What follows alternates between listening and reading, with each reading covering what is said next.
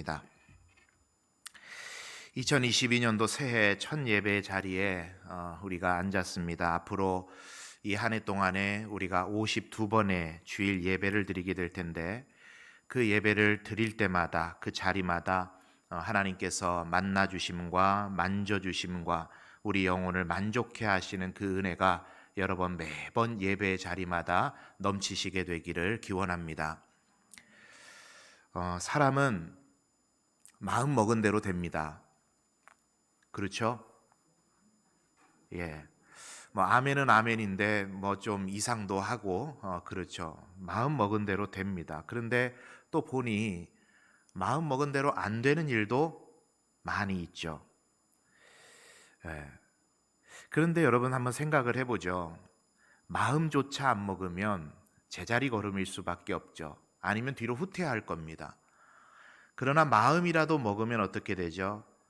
때로는 뜻한 대로 안 될 때도 있고, 때로는 생각만큼 일이 진행이 안 될 때도 있지만, 그럼에도 불구하고 마음이라도 먹으면 한 걸음은 앞으로 나아갈 수 있지 않겠습니까?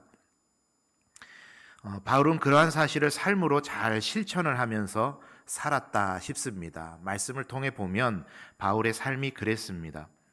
오늘 본문의 13절의 말씀에 보면 바울의 신앙의 자세가 아주 잘 드러나는 표현이 있는데, 13절의 마지막에 이런 표현이 있습니다. 앞에 있는 것을 향하여 몸을 내밀면서 그랬어요.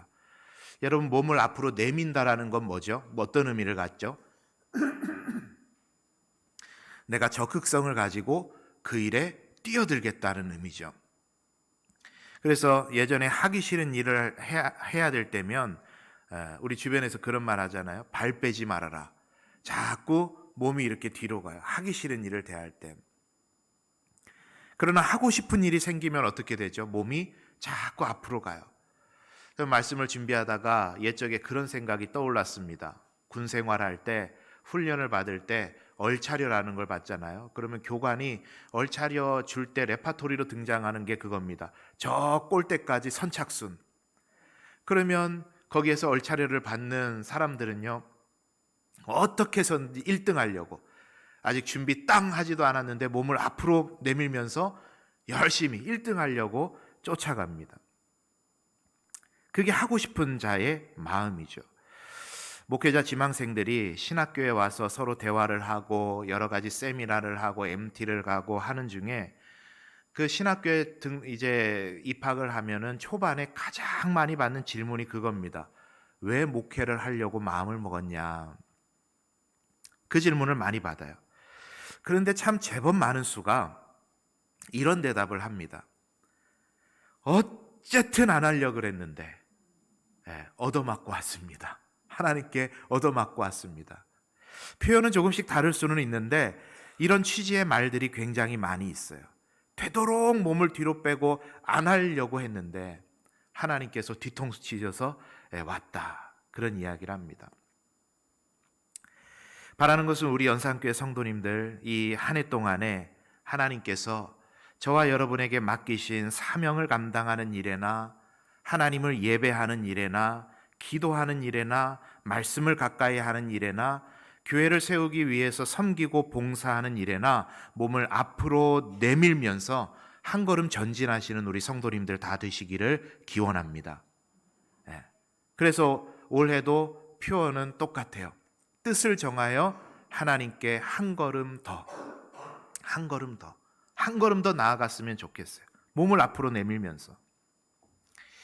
그렇게 하기 위한 영적인 원리가 있습니다. 바울은 오늘 그것에 대해서 오늘 본문을 통해서 이야기를 하고 있는데, 내가 그렇게 몸을 앞으로 내밀면서 하나님께서 주신 사명을 적극성을 가지고 감당할 수 있었던 비결이 있습니다. 그것에 대해서 오늘 풀어내고 있어요. 첫 번째 바울이 말하는 것은 이런 이야기를 하고 있습니다. 먼저는 예수 그리스도께 사로잡혀야 된다. 우리 한번 따라 할까요? 예수 그리스도께 사로잡혀야 한다.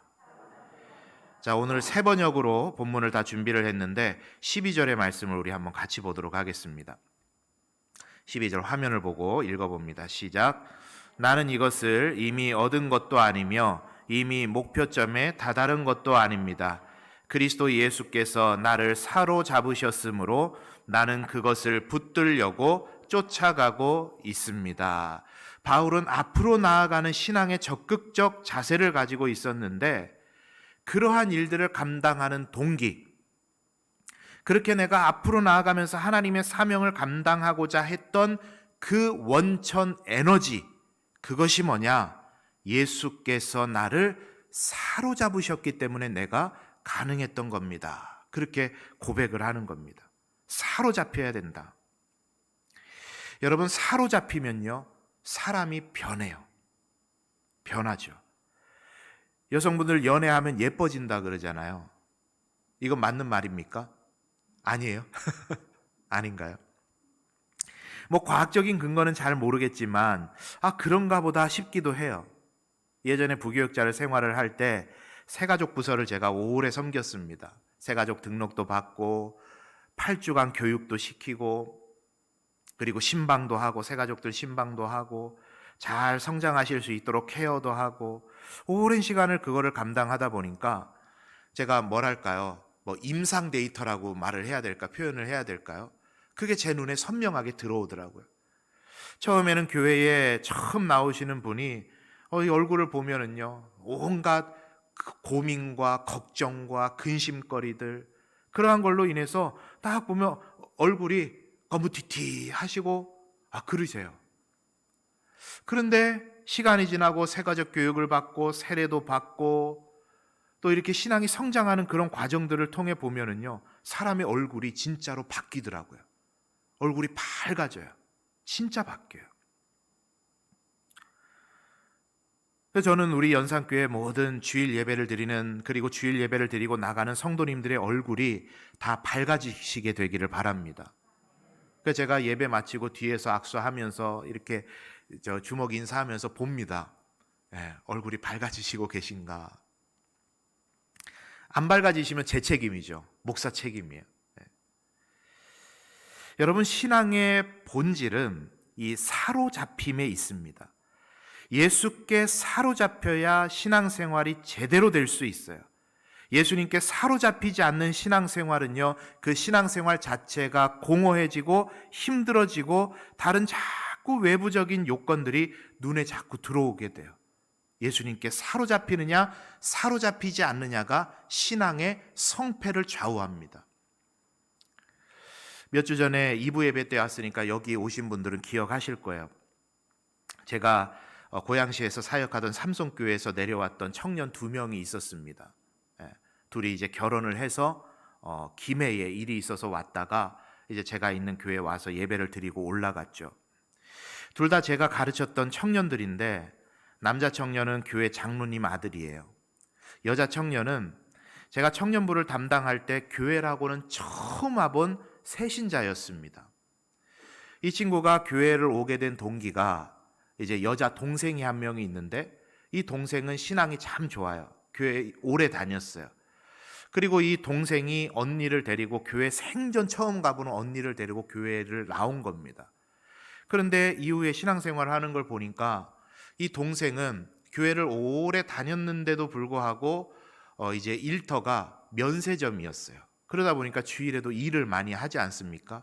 그래서 이제 교회를 뜨문뜨문 나왔어요. 한 1년에 한두 번 정도 왔나 그랬던 것 같아요.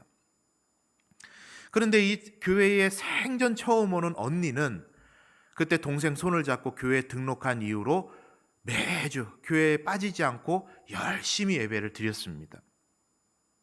그렇게 해서 새가족 교육도 받고 세례도 받고 신앙이 계속 성장했죠. 청년부 활동을 하면서 단기 선교도 가고, 그러다가 이 친구가 이제 청년부 회장이 됐어요. 회장이 되고 나니까 이제 한 등록하고 1년, 2년 지날 때부터 자꾸 이제 이 청년한테 러브콜이 들어오는 거예요. 무슨 러브콜이냐? 이 친구가 서울대에서 가야금을 전공을 했거든요. 그래서 이번에 김해에 내려온 것도 가야금 축제가 있어서 거기에 이제 초청받아 연주를 하기 위해서 이 청년이 내려온 겁니다.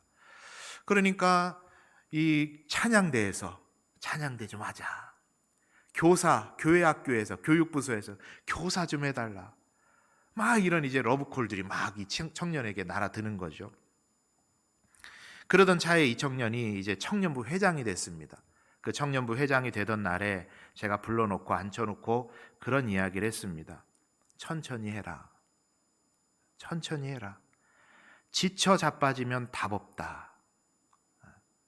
내가 먼저 은혜를 경험하지 못하고 내가 오늘 설교의 내용을 토대로 표현해 본다면 내가 예수께 사로잡히는 경험이 없이 자꾸 이런저런 사역에 발 먼저 들여놓다 보면 결국 그게 나한테 다 일되어 버린다. 은혜는 온데간데 없고 일되어 버린다. 넉다운 된다.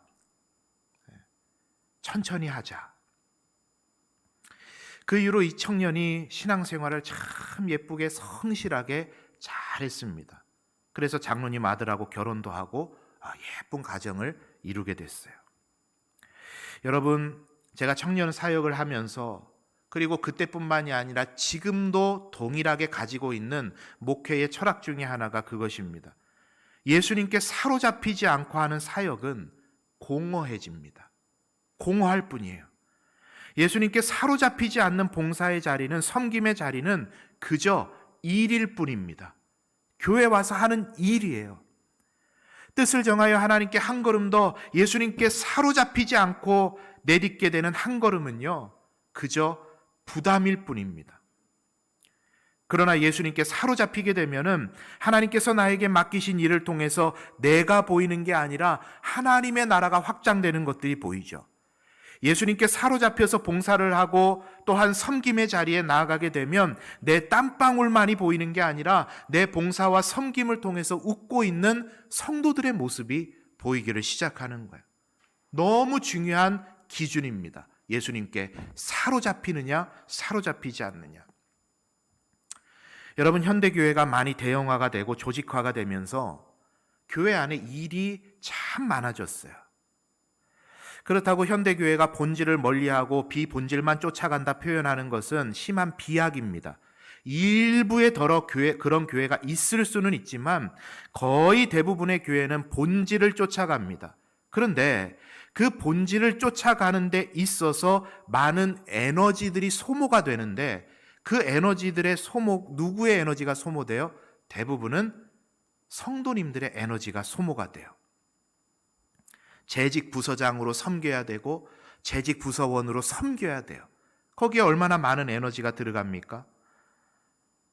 여러분, 우리가 이렇게 주일 예배 드리기 위해서 우리 미화부원들이요, 토요일에 나와서 쓸고 닦습니다. 여러분이 앉으신 자리를 다 닦아요. 우리 노 권사님께서는 이 강대상에 올라오셔서 다 일일이 손으로 다 닦습니다. 걸레를 가지고. 예배를 잘 드리기 위해서 그런 수고가 있어야 돼요. 여러분, 이 앞에 이렇게 성찬 예식이 준비가 되지 않았습니까? 작년에는 우리가 성찬 예식을 많이 못했는데 이제 연 4회는 꼭 성찬 예식을 하려고 합니다. 이렇게 성찬 예식을 하기 위해서도 누군가는 떡을 굽고 누군가는 그 일들을 준비를 해야 돼요. 수고가 있어야 되는 겁니다. 제가 연산교회에 와서 찬양을 강조하다 보니까, 찬양을 통해 받는 은혜들을 강조하다 보니까 온 세대 예배 찬양팀을 서고 있어요. 여러분, 그분들이 엄청난 찬양의 달란트가 있어서 그냥 그 순간에 딱 서가지고 하면은 찬양이 막 나오는 줄 아세요? 안 그래요. 몇 주 전부터 토요일마다 나와서 같이 모여서 1시간씩 2시간씩 연습을 합니다. 그런데 이제 또 오후 찬양 예배도 우리 시작하잖아요. 오늘부터 그 찬양팀이 오후 예배도 섬겨야 돼요. 얼마나 일이 많습니까? 그런데 누군가는 그 땀방울이 그 바닥에 떨어져야 우리가 본질을 찾아가는 예배를 잘 드릴 수가 있죠. 그래서 저는 담임 목사로서, 목회자로서 그 상황들을 잘 살펴봅니다. 누군가에게 너무 많은 헌신을 요구하고 있지는 않은가? 누군가에게는 지금 그 섬김이 일처럼 되어서 그 영혼이 지치고 있지는 않은가? 그 마음이 굉장히 소비되고 소모되고 있지는 않은가? 힘들어하고 있지는 않은가? 그것을 이제 목회자로서는 제가 열심히 살펴봅니다. 그런데 목회자로서는 제가 그렇게 하는데 그러한 헌신을 감당해야 되는 당사자의 입장에서는 어떻습니까? 항상 살피면서 사역의 자리에 임하고 하나님 맡기신 일들에 임해야 되는 것은 뭐냐면, 내가 지금 예수 그리스도께 사로잡혀서 그 일을 감당하고 있는가. 주님, 제가 예수님께 사로잡히기를 원합니다. 그런 기도 제목이 우리들에게 항상 있으셔야 된다는 거예요. 그래서 저는 바라는 것은 우리 연산교회에서 헌신하고 사역을 감당하시는 모든 우리 재직 부서장님들과 헌신자들이 항상 그 자리에 서시면서 본질을 다시 한번 생각하시기를 바라요. 하나님, 오늘 찬양대를 서는데 이 찬양대 서면서도 내가 예수께 사로잡히기 원합니다. 찬양팀의 자리에 서면서도, 장로님들이 당회의 자리에 서면서도, 재직 부서장으로서의 일들을 여러분들이 감당하면서도 하나님, 이것이 나에게 일이 아니라 예수께 사로잡혀 그 힘으로 내가 이 사역 감당하기를 원합니다. 그런 기도 제목 여러분에게 있으시기를 원합니다. 이런 사역의 공허와 허탈을 가장 많이 느끼는 게 여러분 누군지 아세요? 누굴 것 같으세요? 납니다. 여러분 그러시겠어요? 목회자입니다. 목회자가, 우리는 스스로가 그렇게 표현합니다. 은혜의 사각지대에 있는 사람들이라고 말을 해요. 은혜의 사각지대에. 목사들이라고 태어날 때부터 하나님하고 되게 가깝게 태어났겠습니까? 그렇지 않아요. 엘리야에 대해서 그런 표현을 하죠. 엘리야는 우리와 성정이 같은 사람이로되. 똑같다라는 겁니다, 여러분과. 제가 이번 연말을 보내고 연초를 준비하면서, 지금도 현재 진행형이죠, 설교를 얼마나 많이 작성을 하고 있는지, 앉으면 설교하고 또 일어서면 설교하고 가서 목양실 앉으면 또 설교 준비하고, 제가 무슨 타이핑하는 기계가 된 것 같아요. 얼마나 열심히 타이핑을 하는지. 어깨가 결리고 두통이 오고 목이 결리고.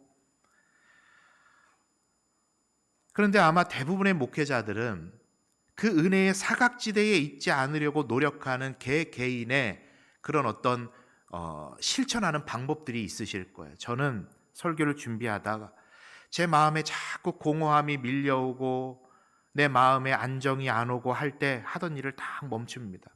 그리고 그 자리에 앉아서 안경을 벗어요. 두 손으로 제 얼굴을 감쌉니다.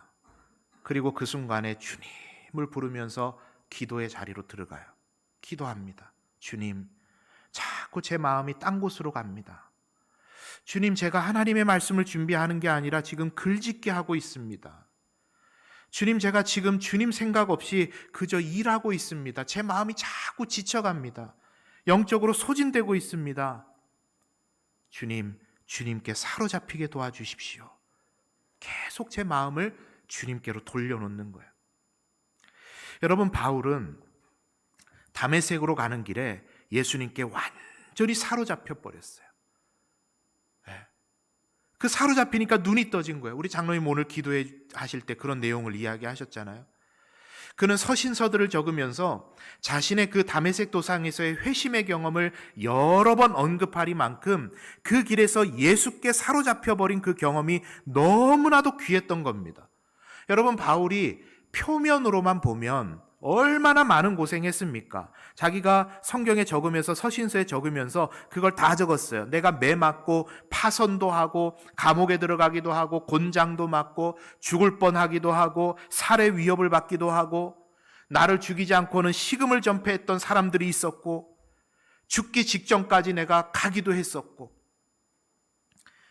그 오만 고생을 다 하면서도 환경만 바라보면 여러분, 바울이 뭐라고 이야기해야 되겠습니까? 사실 바울이 서신서들과 사도행전의 바울의 일대기를 적으면서 그가 가졌던 심리 내면적 갈등과 원망과 불평을 성경이 안 적어놔서 그렇지, 그거 다 일일이 적기 시작하면 바울이 얼마나 많은 하나님 앞에 영적으로 소진되는 경험을 했겠어요. 하나님, 나는 하나님 일 한다 그러는데 왜 이 지경입니까? 왜 이 모양입니까? 나 지금 뭐 하는 거지? 내가 왜 이 고생을 사서 하고 있는 거지? 그런 경험들 얼마나 많은 시간들이 있었겠습니까? 그러나 바울은 그러한 것에 개의치 않았어요. 왜죠? 그 하는 동기가, 에너지가 내가 그저 열심 내서 하나님 나에게 그냥 맡기신 거니까 내가 아무리 힘들어도 묵묵히 가야지, 그런 동기가 아니었어요. 예수께 사로잡힌 에너지로 그 일들을 다 감당해 갔던 겁니다. 예수께 사로잡힌 에너지. 바라는 것은 2022년도 한 해 이러한 예수님께 사로잡힘을 저나 여러분이나 다 같이 경험하게 되기를 원합니다. 이 한 해가 하나님께서 맡기신 일들, 사명들, 봉사들, 재직으로서의 십자가들, 살아가는 동안의 많은 문제들과 고민들, 수고하며 무거운 짐, 지고 이고 나가야 될 일들이 참 많이 있지만 여러분의 삶 속에서, 여러분의 교회 생활 속에서, 여러분의 신앙 생활 속에서 이 초점 하나를 놓치시면 안 돼요. 주님께 사로잡히기를 원합니다. 주님께 사로잡혀서 이 한 해의 신앙생활이 기쁨과 감사와 은혜가 충만한 저와 여러분의 신앙의 걸음들 다 되시기를 원합니다. 주님께 사로잡혀야 돼요. 두 번째, 바울은 자신이 이렇게 열심을 다해서 할 수 있었던 이유에 대해서 이런 이야기를 합니다. 뒤에 있는 것을 잊어버리고 앞을 보고 달려라. 무엇을 잊어버리고? 뒤에 있는 것을 잊어버리고 무엇을 보고 달려라? 앞을 보고 달려라. 13절입니다.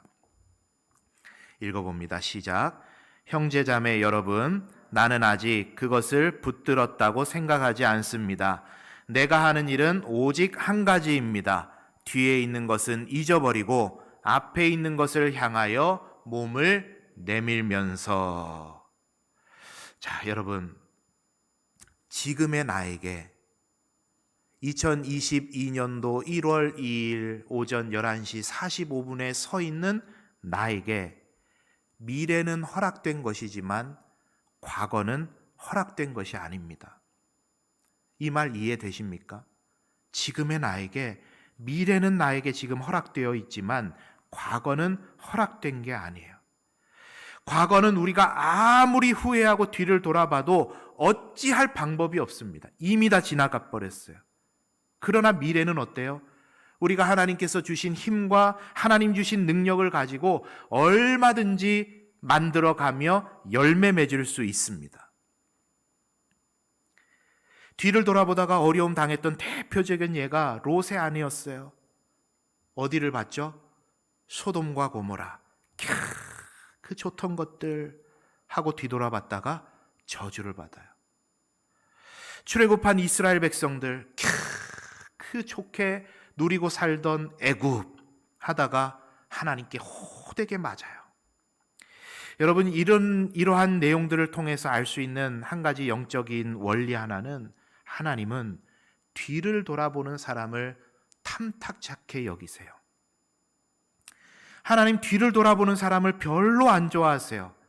앞만 보고 달려가더라도 가야 될 길이 구말리고 맡기신 사명이 한 보따리인데 뒤에 있는 거 생각할 정신이 어디 있습니까? 앞에 보고 나가야 되죠. 안 그렇습니까? 바울이 뒤에 있는 것을 내가 뒤돌아보지 않는다, 잊어버린다 라고 하는 것은 제랄드 호돈이라는 신약학 교수님께서는 두 가지다 이렇게 정리를 했습니다. 바울이 뒤에 있는 것 두 가지를 지금 정리를 한 것이다 이렇게 말을 했는데, 첫 번째는 죄책감이라 그랬어요. 죄책감.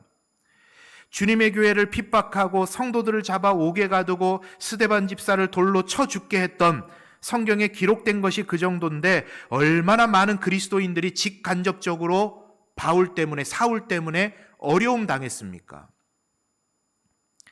그때의 그 죄책감을 생각하면요, 밤에 잠이 안 오는 거예요.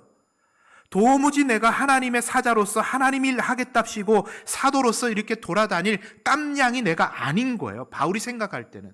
과거만 두고 보면. 그런데 거기 그 죄책감에만 바울이 매여 있어야 되겠습니까? 잘못한 것을 덮어버리자는 게 아니라 그는 죄인 중에 괴순이라고 하면서 충분히 하나님 앞에서 자신의 죄를 회개했어요. 하나님께만 회개했습니까? 그렇지 않아요. 목숨 바쳐서 1, 2, 3차 전도여행, 로마의 전도여행까지 복음 전하면서 자신 때문에 무너졌던 그리스도인들의 삶을, 교회를 그는 목숨 걸고 다시 다 세워놨어요.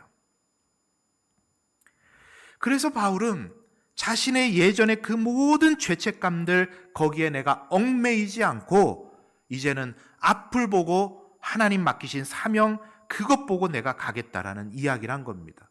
두 번째로 죄책감도 있고, 두 번째 그가 뒤로 하겠다라는 것은 자신의 화려한 스펙 쳐다도 안 보겠다는 말이에요.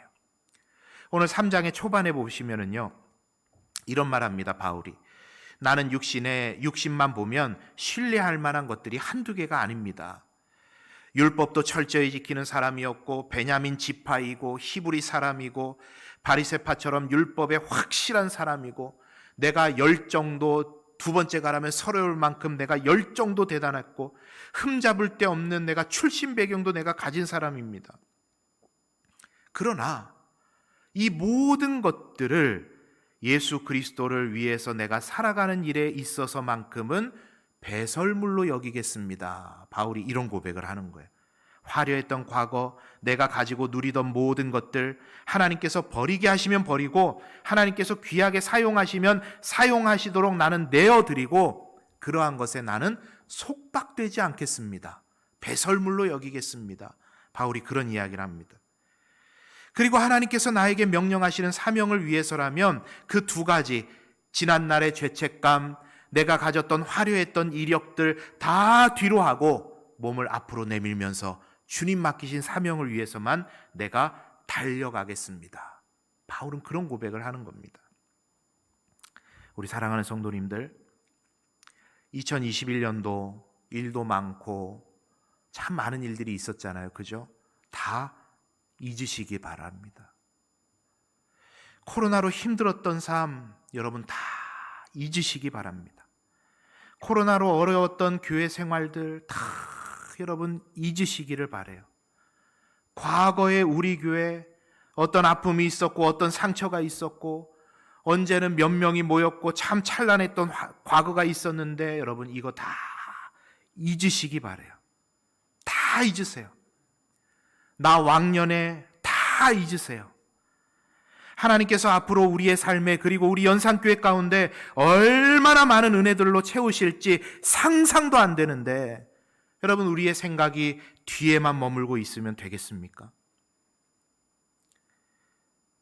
하나님께서 앞으로 우리 연상교회를 통해 저와 여러분을 통해 놀라운 일들을 행하실 줄 믿습니다.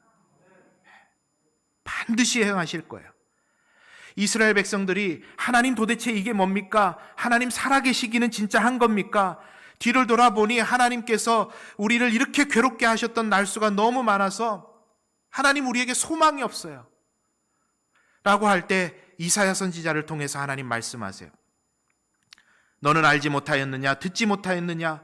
영원하신 하나님 여호와 땅끝까지 창조하신 이는 피곤하지 않으시며 곤비하지 않으시며 명철이 한이 없으시며 피곤한 자에게는 능력을 주시며 무능한 자에게는 힘을 더하시나니 소년이라도 피곤하며 곤비하며 장정이라도 넘어지며 쓰러지되 오직 여호와를 앙망하는 자는 새 힘을 얻으리니 독수리가 날개치며 올라감 같을 것이요 다른 박질하여도 곤비하지 아니하리로다.